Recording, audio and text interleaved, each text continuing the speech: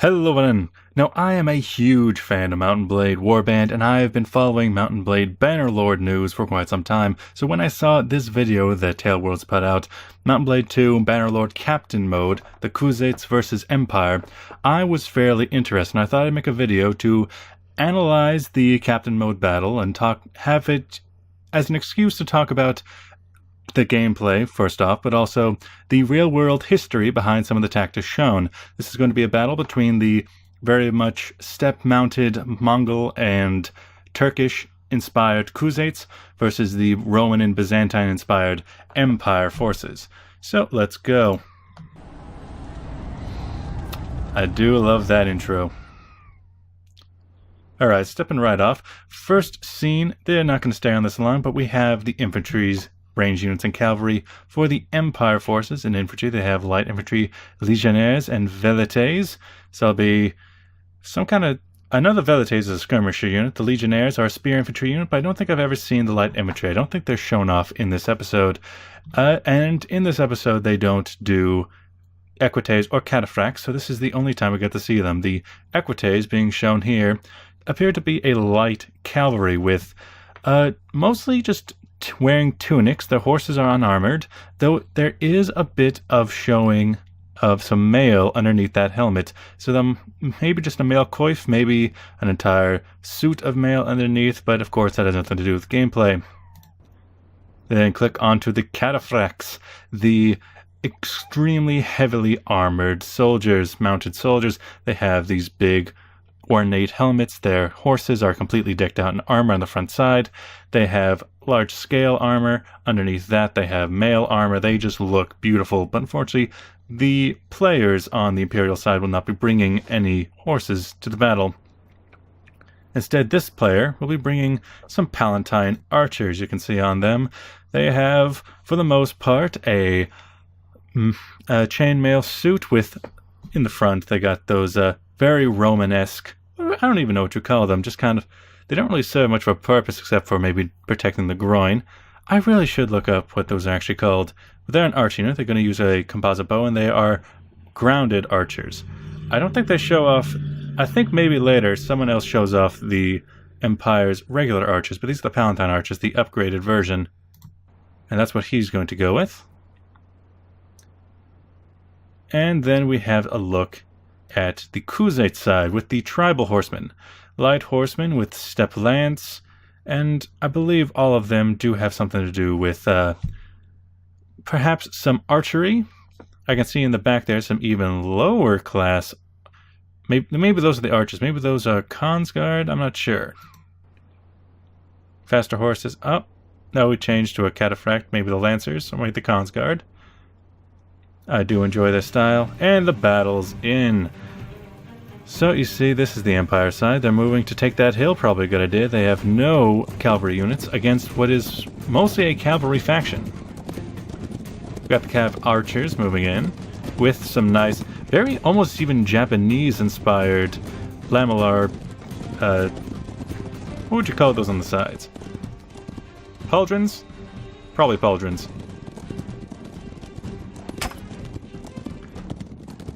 So we can see in this first part, the fact that they are mounted and archers mean that they are incredibly good at harassing the enemy.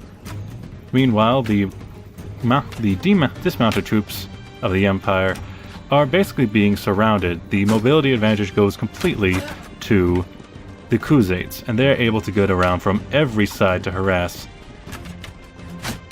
And from the look of it, the Imperial forces don't really know how to take it. They have their back to the enemy. When they turn around, now their back is turned to the other force. And this is why, for much of history, the mounted tribal forces were actually... I love that line. The mounted tribal warriors were actually incredibly dangerous on the battlefield, going back to even the time of Alexander the Great. They're just so dang annoying, you can't get to them. Let's put down the volume a little bit.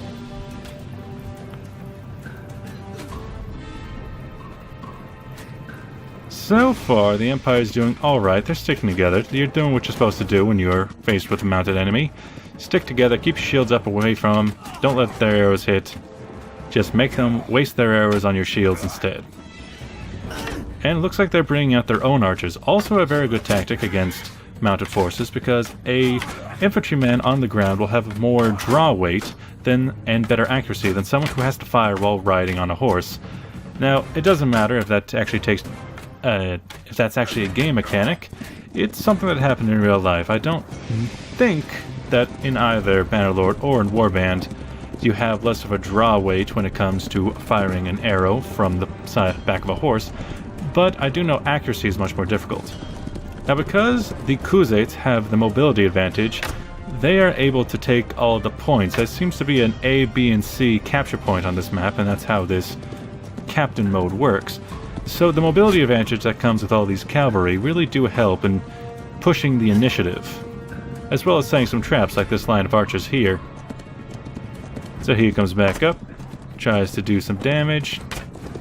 There's the Empire sticking together though, they're doing okay.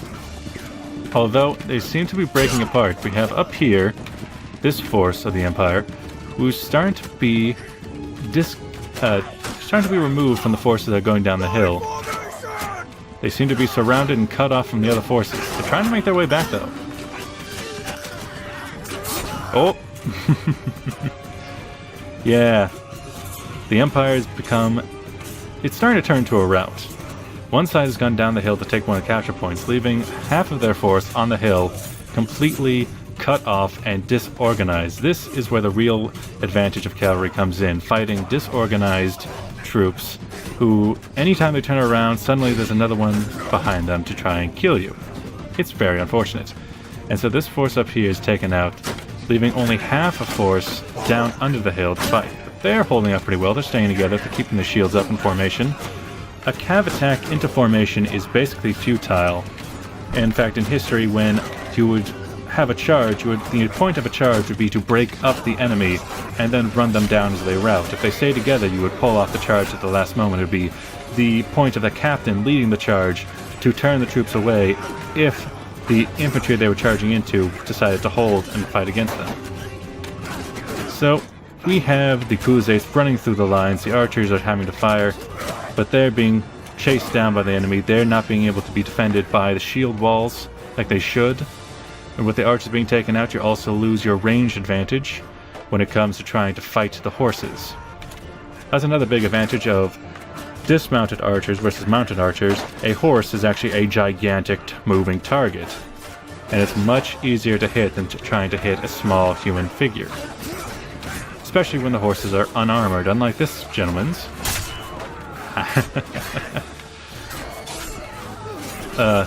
Sometimes it's just nice to watch a slaughter. Now, a lot of the tactics shown here wouldn't actually work in the real world. You don't particularly want to get your horses this close to a group of disciplined and formed men, because despite the fact that they can't really do it here because of game mechanics, in real life, all they need to do is stick out their lance, hit your horse, and you're done. You're on the ground and you're surrounded immediately. But once again, the Empire is running into a problem where they're starting to get separated. There's the force right by the flag, and then there's this force trying to slowly make their way towards it. And there's always some outliers who try to move away. We're starting to run into more of a siege mentality where we have a group of archers shooting down at them while they're being harassed by the steppe lancers. And the lancers' charges are doing damage. They're outnumbered, they're outmanned, they're riddled with arrows. And even though they're starting to get a couple hits in, things just aren't going well. Every time the formation breaks, they start getting picked off more and more. It's not looking well for the Empire here. Also, this is just a beautiful map. Did you see that castle in the background? Let's see, only a couple Imperial men left. Not enough to hold the formation, and the Khuzaits have won the round. A beautiful end scene.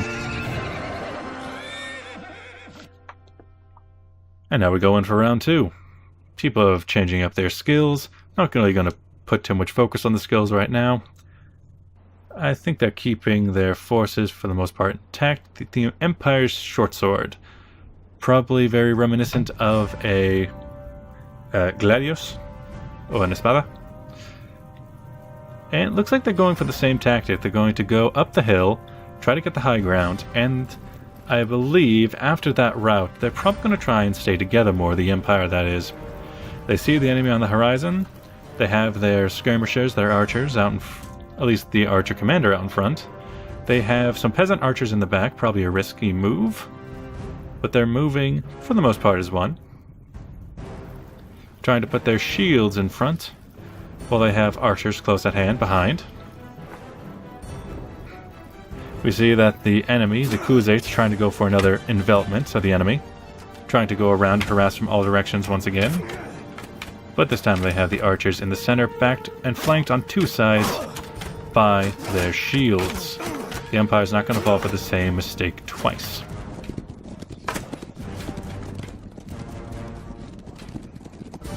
Once again, with the mobility, the Khuzaits are able to take all three capture points at once. Maybe they start with them. I'm not sure how this mode works. But it seems much more difficult for the archers on the Khuzait side to get through this shield wall. They are holding pretty well. And the unshielded and unprotected archers of the Khuzaits seem to be easy picking for the Palantine Archers of the Byzantine side. A few stray arrows might hit, but for the most part they're blocked by the armor, or at least negated by the armor. And right there, that horseman that just goes down, he is a prime example of why you don't want to charge a horse straight into a disciplined line of men with spears. Shield wall back up, they're blocking the shots. I love this guy's helmet. Just look at how ornate it is. Look at all those gems. Now these Lancers, they keep making mistake after mistake. They keep trying to break the line by charging directly into it. In some cases, this actually seems to work. But in real life, horses, being a living thing themselves, they tend not to want to crash their bodies into objects. They will sooner stop than try to ram into a human being, unless you train them specifically to do so. But at that point, a horse is so expensive and takes so long to train, why would you waste it as a battering ram when you could use it for its intended purpose? So, while the game does have a charge damage bonus, I can forgive it for that. It just makes the game kind of fun. What would be the fun if you tried to charge someone and the horse just stops? Now we have this one brave archer, he gets knocked out by a horse and sliced down by a lancer. The Byzantines moving as one, at least this force is. If the Khuzait side was a bit more organized, they could probably do what they did in the last round and try to cut off the two disparate forces while they're slowly moving slightly apart. That guy died silently. So we have, once again, one force standing at the victory point, but now this time the second force of spearmen is actually joining them. They're being harassed, and to some extent that's actually pretty working. I believe that guy there wearing his tunic and cap, I believe he was one of their Empire's standard archers. So it looks like all the forces of the Empire are together once again. Most of the archers have already been killed off, as you would expect, being lightly armored and unshielded against this rain of arrows. But now the Khuzaits are facing a problem. Their enemy is shielded and very organized and defended. All they have to really fight them with is arrows and lances against spears. The lancers basically stand no chance because anytime they go in for a charge, they're going to be stabbed to death. Meanwhile, the archers try their hand at melee. This is fairly historically inaccurate, although I'll give it credit in this game because, well, there is no chance to escape, and people being controlled by actual people. It's a 5v5 with about 10 to 20 soldiers to each commander. So of course they're not going to run away. Instead, the archers are going to stand and fight like peasant rabble against trained Imperial soldiers. And now with the ground archers out of the way, we're running low on melee troops, and we're running low on archers. Looks like this man, this lancer here, he actually ran out. His bow is nowhere in its scabbard, and the forces have joined up again. They are just riddled with arrows. Alright, going back in for a charge. Things not looking well for the Khuzait forces. Forward! I mean, I gotta give it to that voice actor. He's putting a lot into it. And then there's this guy. He's taunting the Imperial forces. He must be one of the commanders. And down he goes. Oop. Well, there goes that guy. Now, there's so few that can even spare to break up their formation, even though there is one horseman still around to knock them about. I think there's one guy dismounted and one still mounted, perhaps? Because it might just be this guy's perspective left. He seemed to have been maybe a mounted archer who lost his horse. And he's down. Oh. Empire has won. And a brave stand to you too. So yeah, I really enjoyed this video. I think it showed, not only did it show the game and the game mode very well, it also showed just how dangerous the fighting steppe nomads really was. How trying to fight mounted archers versus a infantry force probably would have gone down if they stayed together. If they stayed organized and formed nice shield walls, they could probably withstand the harassing fire. But if they got separated, if they started to split out of formations, they would be decimated to a man. And with that, thank you for watching. If you want me to continue to do these videos covering the development of Bannerlord and play it when it finally comes out, then make sure to like and subscribe, and I'll see you guys then. Bye-bye!